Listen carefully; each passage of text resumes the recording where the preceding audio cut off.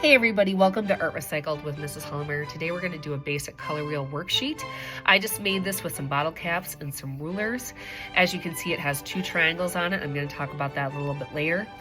What we're going to learn is we're going to learn about the three primary colors, which are red, blue, and yellow, and how they mix to make purple, green, and orange. And you may already know that, but I tell my kids that you may know the ingredients to make a color, you don't know the recipe. And here's what that means.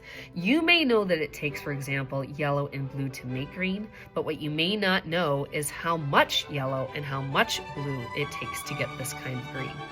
And so this worksheet also helps me see that the students know how to categorize the primary and secondary colors as well as make them. So here's what you're going to need. You're going to need your paint with your three primary colors, and you're going to need a brush and some water. And so let's go ahead and get started. I'm going to remove this one and move this one to the center here. And the first thing we're going to do is we're going to fill in the two categories at the bottom. So my primary colors are red, blue,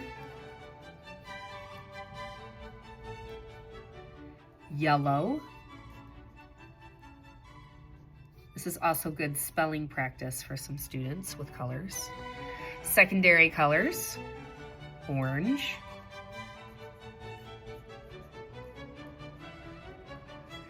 green, and violet.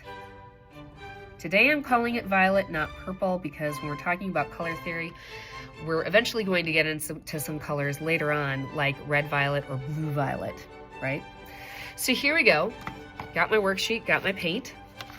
And let's start by putting the primary colors in. So first, I always say that yellow is king of the color wheel. He is going to go at the top.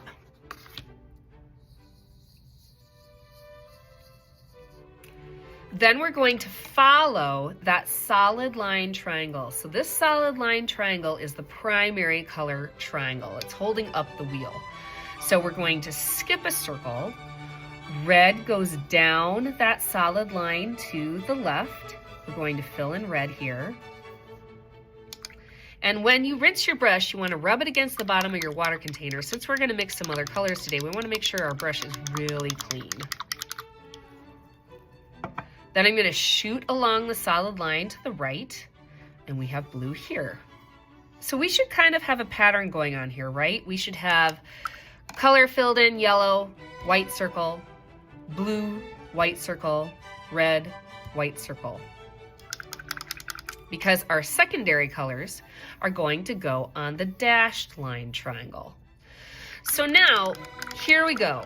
We all know that it takes yellow and blue to get green. But I want to show you something. You see, if I take yellow and put it into the blue, notice how I really don't get green?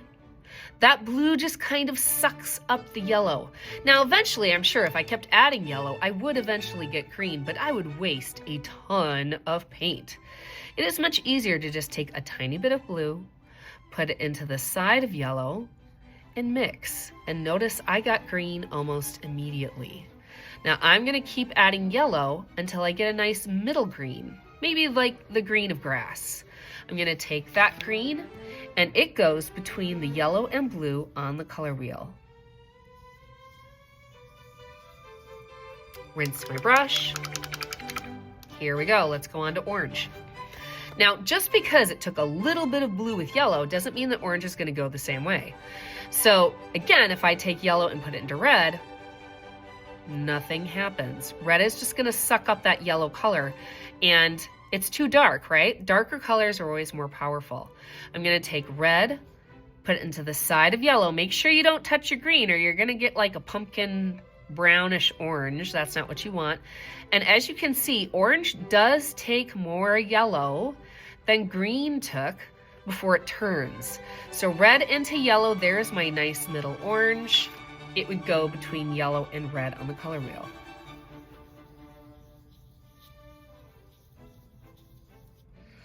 All right, last we've got violet. Now violet is the darkest color on the wheel. We're mixing two dark colors, blue and red. Now I typically take blue and put it into red. So I'm going to take a scoop of blue, put it into red.